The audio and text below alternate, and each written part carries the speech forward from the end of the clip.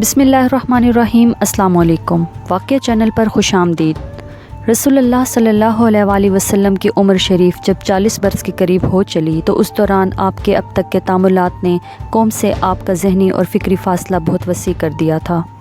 आपको तन्हाई महबूब हो गई, चनाचे आप सत्तू और पानी लेकर मक्का से कोई 2 मील दूर कोहे-हिरा के गार में जा रहे। ये एक मुख्तसर सा गार है। आप सल्लल्लाहु अलैहि वसल्लम जब यहाँ तशरीफ़ ले जाते तो हज़रत खतीजा भी आपके हमरा जाती और करीब ही किसी जगह मौजूद रहती। आप सल्लल्लाहु अलैहि वसल्लम रमज़ान भर इसी गार में क़याम फरमाते, आने जाने वाले मस्कीनों को खाना खिलाते और बकिया औकात अल्लाह ताला की इबादत में गुजारा करते थे। कायनात के मुशाहिद और उसके पीछे कार फरमा कुदरत नादरा पर गौर फरमाते। चनाचे आप सल्लल्लाहु अलैहि वसल्लम को अपनी कौम के शिरक अक़ायद और वाहियात तसव्वुरात पर बिल्कुल भी इत्मीनान ना था। नबी सल्लल्लाहु अलैहि वसल्लम की यह तन्हाई पसंद ही दर हकीकत अल्लाह ही की तदबीर का एक हिस्सा थी। इस तरह अल्लाह ताला आपको आने वाले कार्य अज़ीम के लिए तैयार कर रहा था।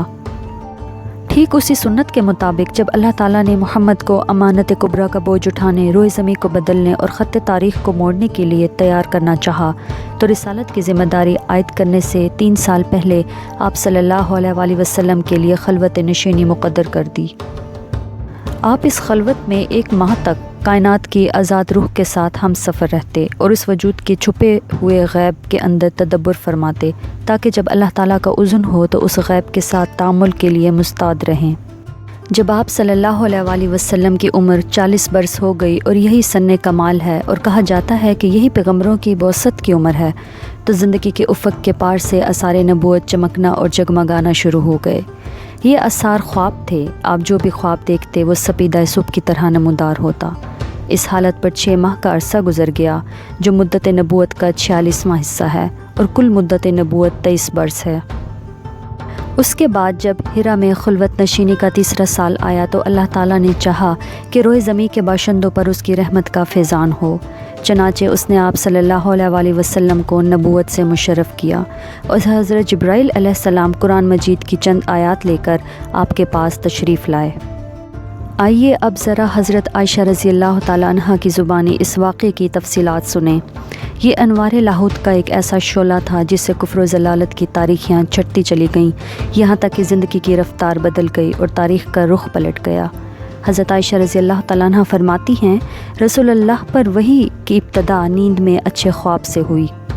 चनाचे आप सल्लल्लाहु अलैहि वसल्लम गार-ए-हिरा में खलवत इख्तियार फरमाते और कई रात घर तशरीफ़ लाए बगैर मसरूफ़ इबादत रहते।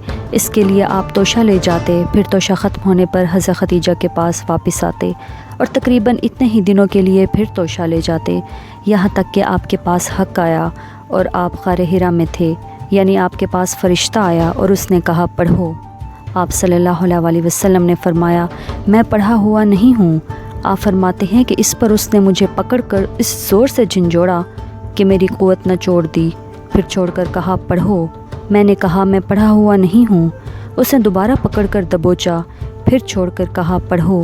मैंने कहा मैं पढ़ा हुआ नहीं हूँ। उसने तीसरी बार पकड़कर दबोचा, फिर छोड़कर कहा इक़रा बिस्मि रब्बिकल्लज़ी खलक़ खलक़ल इंसाना मिन अलक़ इक़रा व रब्बुकल अकरम।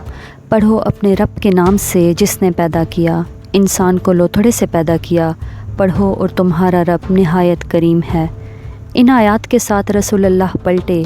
आपका दिल धक धक कर रहा था। हज़रत खतीजा बिन्त खुवैलिद के पास तशरीफ़ लाए और फ़रमाया मुझे चादर उड़ा दो, मुझे चादर उड़ा दो। उन्होंने आपको चादर उड़ा दी, यहाँ तक कि खौफ जाता रहा। उसके बाद आप सल्लल्लाहु अलैहि वसल्लम ने हज़रत खतीजा रज़ियल्लाहु ताला अन्हा को वाक़े की इत्तला देते हुए फ़रमाया ये मुझे क्या हो गया है, मुझे तो अपनी जान का डर लगता है। हज़रत खतीजा ने कहा कतन नहीं, बाखुदा आपको अल्लाह ताला रुसवा ना करेगा। आप सिला रहमी करते हैं, दरमांदों का बोझ उठाते हैं, तही दस्तों का बंदोबस्त करते हैं, मेहमान की मेज़बानी करते हैं और हक़ के मसाइब पर आनत करते हैं। उसके बाद हज़रत खतीजा आपको अपने चचेरे भाई वर्क़ा बिन नौफल बिन असद बिन अब्दुल उज़्ज़ा के पास ले गईं। वर्क़ा दौरे जहालियत में ईसाई हो गए थे और इब्रानी में लिखना जानते थे। चनाचे इब्रानी ज़ुबान में हस्ब तौफ़ीक़ इलाही इंजील लिखते थे। उस वक्त बहुत बूढ़े और नाबीना हो चुके थे। उनसे हज़रत खतीजा ने कहा भाईजान आप अपने भतीजे की बात सुनिए। वर्क़ा ने कहा, भतीजे तुम क्या देखते हो? रसूल अल्लाह ने जो कुछ देखा था बयान फरमा दिया। इस पर वर्क़ा ने आप सल्लल्लाहु अलैहि वसल्लम से कहा, ये तो वही नामूस है जिसे अल्लाह ताला ने मूसा पर नाजिल किया था। काश मैं उस वक्त तवाना होता, काश मैं उस वक्त ज़िंदा होता जब आपकी कौम आपको निकाल देगी। रसूल अल्लाह ने फरमाया, अच्छा तो क्या ये लोग मुझे निकाल देंगे? वर्क़ा ने कहा, हाँ, जब भी कोई आदमी इस तरह का पैगाम लाया जैसा तुम लाए हो तो उससे ज़रूर दुश्मनी की गई, और अगर मैंने तुम्हारा ज़माना पा लिया तो तुम्हारी ज़बरदस्त मदद करूँगा। उसके बाद वर्क़ा जल्द ही फोत हो गए और वही रुक गई। गार-ए-हिरा से निकले तो फिर वापस आकर अपनी बकिया मुद्दत क़याम पूरी की। उसके बाद मक्का तशरीफ़ लाए। तिबरी की रिवायत से आपके निकलने के सबब पर भी रोशनी पड़ती है। रिवायत ये है कि रसूल अल्लाह ने वही क़यामत का तज़किरा करते हुए फ़रमाया, अल्लाह की मखलूक में शायर और पागल से बढ़कर मेरे नज़दीक कोई काबिल नफ़रत ना था। मैं शिद्दत नफ़रत से इनकी तरफ देखने की ताब ना रखता था। अब जो वही आई तो मैंने अपने जी में कहा, ये नकारा यानी ख़ुद आप शायर या पागल है। मेरे बारे में कुरैश ऐसी बात कभी ना कह सकेंगे। मैं पहाड़ की चोटी पर जा रहा हूँ, वहाँ से अपने आप को नीचे लड़खा दूँगा और अपना ख़ात्मा कर लूँगा और हमेशा के लिए राहत पा जाऊँगा। आप सल्लल्लाहु अलैहि वसल्लम फरमाते हैं कि मैं यही सोच कर निकला। जब बीच पहाड़ पहुँचा तो आसमान से एक आवाज़ सुनाई दी, ए मोहम्मद, तुम अल्लाह के रसूल हो और मैं जिब्राइल हूँ।